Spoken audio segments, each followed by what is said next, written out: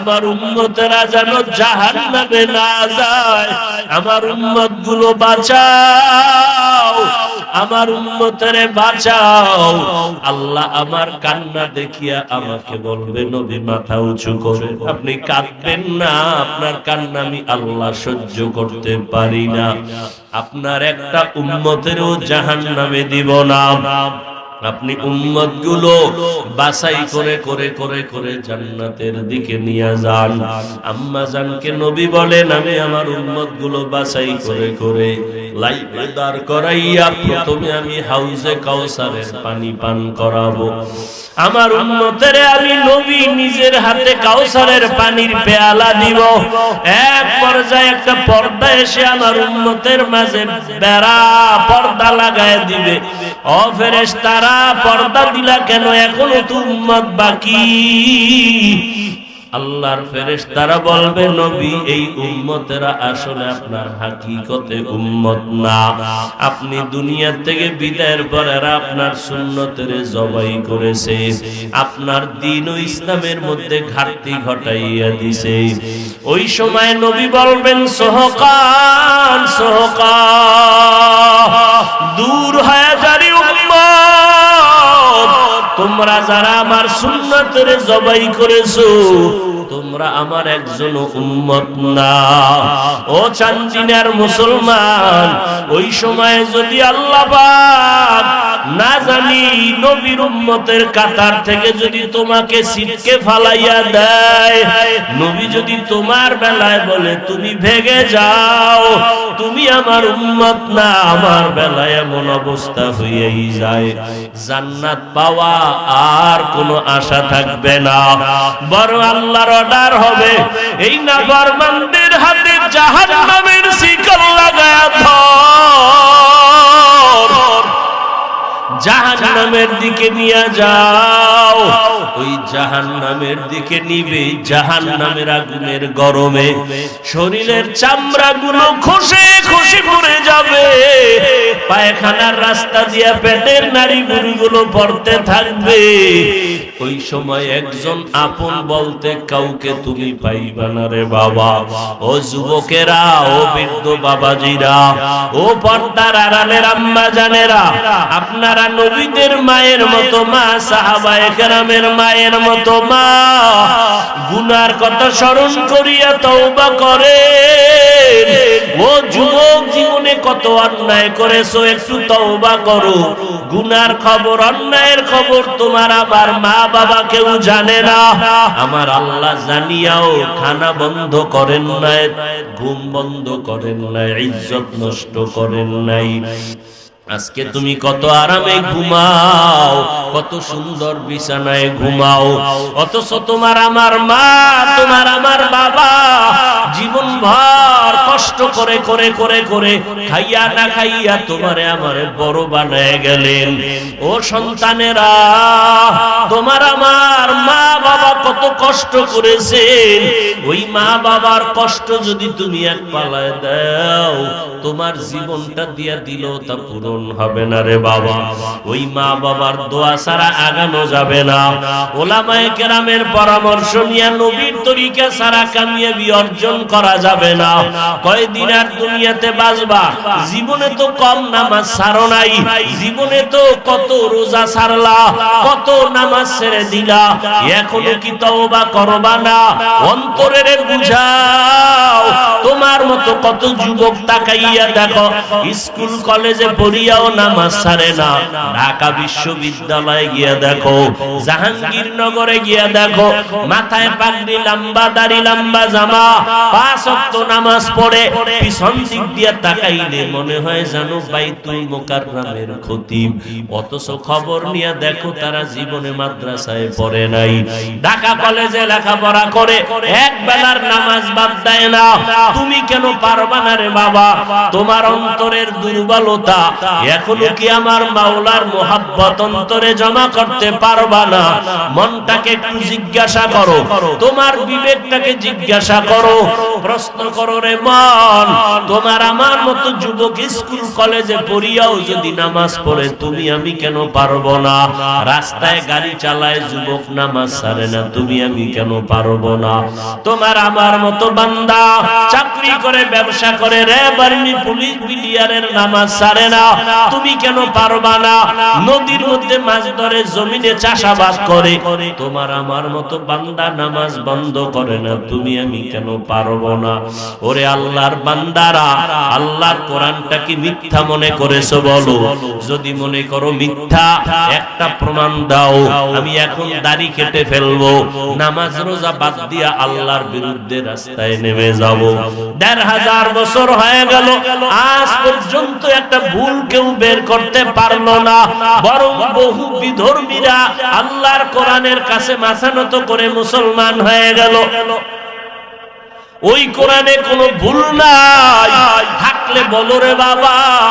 যদি অন্তর বলে না ওই কোরআন সত্য, ওই কোরআনে জান্নাতের বয়ান আছে তাও সত্য, ওই কোরআনে জাহান্নামের বয়ান আছে তাও সত্য। ইন্নাল আবরারা লাফি নাঈম ওয়া ইন্নাল ফুজ্জারা লাফি জাহিম। নেক আমল যারা করবে তারা জান্নাতের পথিক, যারা গুনাহ করবে তারা জাহান্নামের পথিক। ও বাবারা, আল্লাহর কোরআন যদি তোমার অন্তর বলে সত্য, নেক আমল যদি করো আশাবাদী জান্নাত পাইতে পারি, আর যদি গুনার মধ্যে থাকো তোমার ভয় জাহান্নাম ছাড়া উপায় হবে না। জান্নাতটা কেমন আরামের ঘর, জাহান্নামটা গুনাহগারের জন্য কেমন ভয়ঙ্কর, আমার আল্লাহ তাও বয়ান করেছেন কোরআনের ভিতরে। ও আল্লাহর বান্দারা, সাহাবায়ে কেরাম এত আমল আখলাক ইখলাস আর তাকওয়ার পরেও সারা জিন্দেগি কান্না করেছেন। আমার নবী পর্যন্ত কান্না করেছেন। আম্মা জান আয়েশা রাদিয়াল্লাহু তাআলা আনহা বলেন, একদিন আমি দেখি রহমতের নবী আমার হুজরায় বসে কান্না করে। আমি আয়েশা ভয় পেয়ে গেলাম, নবীর কাছে গিয়া জিজ্ঞাসা করলাম, নবী আমি আয়েশার কোনো বেয়াদবি হইল নাকি? নবী আপনি কেন কান্না করেন?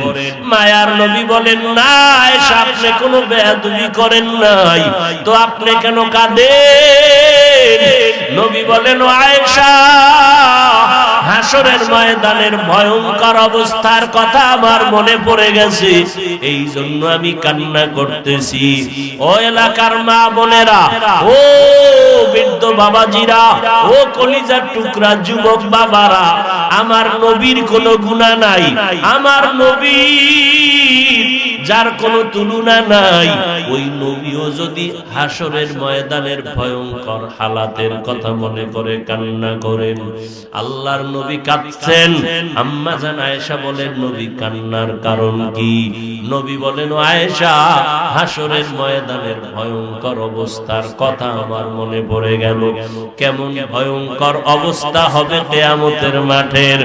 আল্লাহর নবী চোখের পানি ছেড়ে বলেন, ও আয়েশা এমন হালাত হবে হাসরের ময়দানে সব নারী পুরুষেরা উলঙ্গ দাঁড়ায় যাবে আল্লাহর আদালতে। অপরদিকে সূর্যের গরম, একদিকে জাহান্নামের আওয়াজ, অপরদিকে আমার মাওলা পাকের রাগান্বিত আওয়াজ। লিমানিল মুলকুল ইয়াউম লিল্লাহিল ওয়াহিদিল কাহ্হার। ও আল্লাহর বান্দারা, একটু ভালো করিয়া মনের বুঝাও, আজকে কত আল্লাহর বান্দারা পাগলের মতো চিৎকার দেয়, কান্না করে জাহান্নামের আযাবের ভয়ে। আমার নবী যদি কান্না করেন জাহান্নামের আযাবের ভয়ে, হাসরের ময়দানের ভয়ে, তাহলে যারা সাধারণ মুমিন তারা তো চিৎকার দিয়া মরিয়া যাওয়ার কথা। সাহাবায়ে কেরাম যদি কান্না করেন, আল্লাহ কোরআন শরীফের মধ্যেও বলেন, সুম্মা কাসাত কুলুবুকুম মিন বাদি ফাহিয়া কাল হিজার মিন বাদি যালিকা ফাহিয়া কাল হিজারা আও আশাদ্দু কাসওয়া ওয়া ইন্না মিনাল হিজারাতি লামা ইয়াতাফাজ্জারু মিনহুল আনহার ওয়া ইন্না মিনহা লামা ইয়াহবিতু وإن منها لما يشقق فيخرج منه الماء وإن منها لما يهبط من خشية الله وما الله بغافل عما تعملون আল্লাহ বলেন এই মানুষ তোমাদের কি হইল যে এত বয়ানের পরেও আল্লাহর কুদরতের পরেও দেখার পরেও তোমাদের অন্তর এত শক্ত কেন? পাথরের থেকেও তোমাদের অন্তর কি শক্ত হয়ে গেল? অথচ দেখো আল্লাহর আযাবের ভয়ে পাথর পর্যন্ত কান্না করে। আল্লাহ পাক বলেন কিছু পাথর এমন আছে যে আল্লাহর ভয়ে কান্না করতে করতে করতে করতে নহর জারি হয়ে গেছে। আবার কিছু পাথর আছে আল্লাহর ভয়ে কান্না করে টপকায় টপকায় পানি ভরে। আবার কিছু পাথর আছে আল্লাহর ভয়ে এক জায়গা থেকে আরেক জায়গায় লাফাইয়া চলে যায়। যেই পাথর দর্জনেও ধরিয়া উঠাইতে পারে না, ওই পাথর দেখবা আজকে এক জায়গায় কালকে আরেক জায়গায়। আল্লাহর ভয়ে পাথর পর্যন্ত ফেটে যায় আল্লাহর আযাবের ভয়ে। ও আল্লাহর বান্দারা, একটা পাথর যদি আল্লাহর আযাবের ভয়ে কান্না করে নহর জারি করে, আল্লাহর ভয়ে যদি ফেটে যায়, ও মানুষ তোমার পাথর থেকেও কি অন্তরটা শক্ত? ওই আল্লাহর আযাবের ভয়ে কেন তোমার চোখে পানি আসবে না? তোমার অন্তরের মধ্যে কেন ঝালঝালা তৈরি হবে না? আমার মায়ার নবী কাঁদেন আর বলেন, ও আয়েশা, হাসরের ময়দানে নবীদের কোনো গুনাহ নাই, তারা পর্যন্ত কান্না শুরু করবেন। ঈসা নবী কাঁদবেন, উম্মতের কথা ভুলিয়া নিজের চিন্তায় কান্না করবেন। মুসা নবী কাঁদবেন, নিজের চিন্তায় কাঁদবেন। ঈসা নবী নিজের চিন্তায় কান্না করবেন। উম্মতেরা গিয়া সুপারিশের জন্য বলবে, নবীরা বলবে যাও আমি আজকে পারবো না। যাইতে যাইতে নবী বলেন, ও আয়েশা, এক পর্যায়ে উম্মতেরা আমার সামনে এসে হাজির হয়ে যাবে। আম্মা জান বলেন, নবী তখন আপনি কোথায় থাকবেন? মায়ার নবী বলেন, ও আয়েশা, আমি তখন মাকামে মাহমুদে আল্লাহর দরবারে সিজদায় পড়ে কাঁদবো। অন্য নবীরা উম্মতের ভুলিয়া যাবেন, নিজের নিয়ে কান্না করবেন, আর আমি নবী একবারও বলবো না আল্লাহ আমাকে বাঁচাও, বরং আমি আল্লাহর আদালতে সিজদায় পড়ে কান্না করব আর বলবো আল্লাহ আমার উম্মতের বাঁচাও, আমার উম্মতেরা যেন জাহান্নামে না যায়, আমার উম্মত গুলো বাঁচাও, আমার উম্মতেরে বাঁচাও। আল্লাহ আমার কান্না দেখিয়া আমাকে বলবে, নবী মাথা উঁচু করে, আপনি কাঁদবেন না, আপনার কান্না আমি আল্লাহ সহ্য করতে পারি না, আপনার একটা উম্মতেরও জাহান্নামে দিব না। আপনি উম্মত গুলো বাছাই করে করে করে করে জান্নাতের দিকে নিয়ে যান। আম্মা জানকে নবী বলেন, আমি আমার উম্মত গুলো বাছাই করে করে লাইনে দাঁড় করাইয়া প্রথমে আমি হাউজে কাউসারের পানি পান করাবো। আমার উম্মতেরে আমি নবী নিজের হাতে কাউসারের পানির পেয়ালা দিব। এক পর্যায়ে একটা পর্দা এসে আমার উম্মতের মাঝে বেড়া পর্দা লাগায় দিবে। ও ফেরেশতারা, পর্দা দিলা কেন? এখনো তো উম্মত বাকি। আল্লাহর ফেরেশতারা বলবে, নবী এই উম্মতেরা আসলে আপনার হাকিকতে উম্মত না, আপনি দুনিয়া থেকে বিদায়ের পর এরা আপনার সুন্নতের জবাই করেছে, আপনার দ্বীন ও ইসলামের মধ্যে ঘাটতি ঘটাইয়া দিছে। ওই সময় নবী বলবেন, সোহকান সোহকান, দূর হয়ে যারি উম্মত, তোমরা যারা আমার সুন্নতের জবাই করেছো তোমরা আমার একজন উম্মত না। ও চান্দিনার মুসলমান, ওই সময় যদি আল্লাহ পাক না জানি নবীর উম্মতের কাতার থেকে যদি তোমাকে ছিটকে ফালাইয়া দেয়, নবী যদি তোমার বেলায় বলে তুমি ভেগে যাও, তুমি আমার উম্মত না, আমার বেলায় এমন অবস্থা হয়েই যায়, জান্নাত পাওয়া আর কোনো আশা থাকবে না। বরং আল্লাহর অর্ডার হবে এই নাফরমানদের হাতে জাহান্নামের শিকল লাগায়া ধর, জাহান্নামের দিকে নিয়ে যাও। ওই জাহান্নামের দিকে নিবে জাহান্নামের আগুনের গরমে শরীরের চামড়াগুলো খসে খসে পড়ে যাবে, পায়খানার রাস্তা দিয়া পেটের নাড়িভুড়িগুলো পড়তে থাকবে। ওই সময় একজন আপন বলতে কাউকে তুমি পাইবা না রে বাবা। ও যুবকেরা, ও বৃদ্ধ বাবাজিরা, ও পর্দার আড়ালের আম্মা জানেরা, আপনারা নবীদের মায়ের মতো মা, সাহাবায়ে কেরামের মায়ের মতো মা, গুনার কথা স্মরণ করিয়া তওবা করেন। ও যুবক, জীবনে কত অন্যায় করেছো, একটু তওবা করো।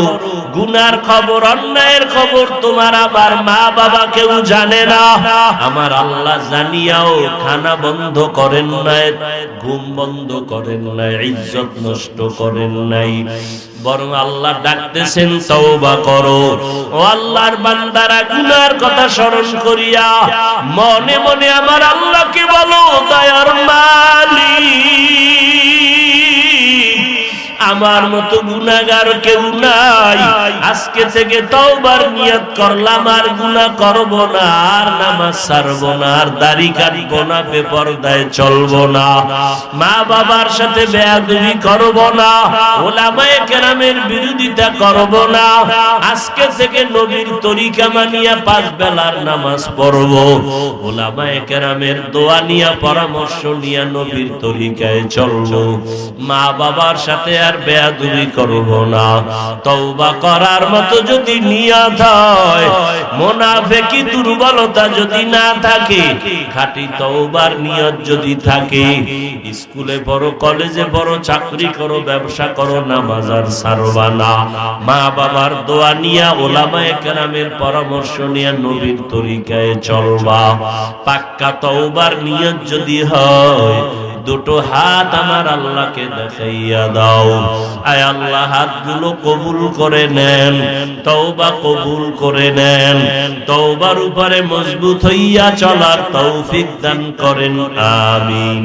আলহামদুলিল্লাহি রাব্বিল আলামিন, والصلاة والسلام على سيد الأنبياء والمرسلين وعلى آله وأصحابه أجمعين يا أرحم الراحمين يا أرحم الراحمين يا أرحم الراحمين رب ارحمهما كما ربياني صغيرا اللهم إنك عفو كريم تحب العفو فاعف عنا اللهم إنا نسألك رضاك والجنة ونعوذ بك من سخطك والنار ও আল্লাহ, আমরা গুনার বোঝা মাথায় নিয়ে হাত উঠাইলাম।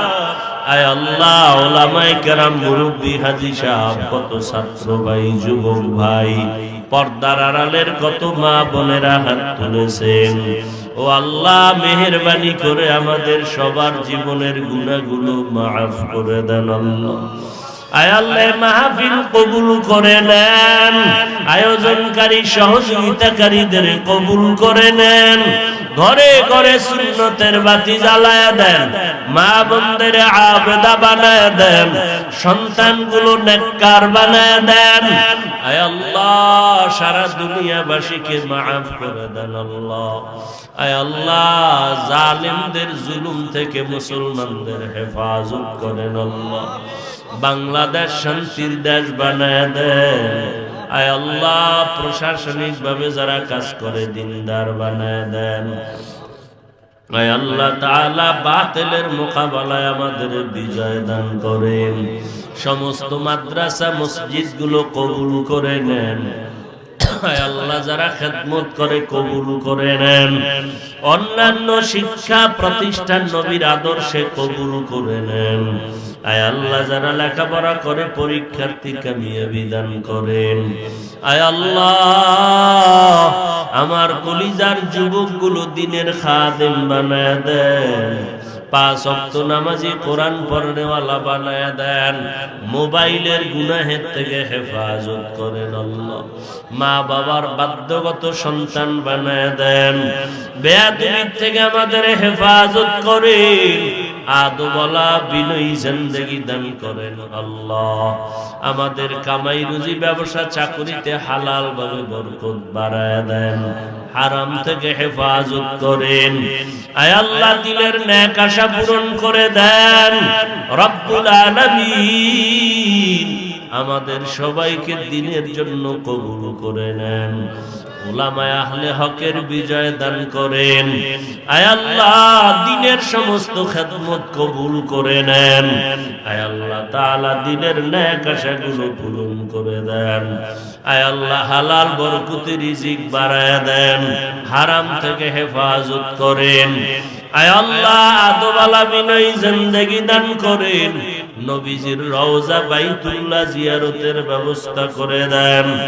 আয় আল্লাহ উলামায়ে আহলে হকের বিজয় দান করেন। আপনার খাস ওলিদের বন্ধু বানায় দেন।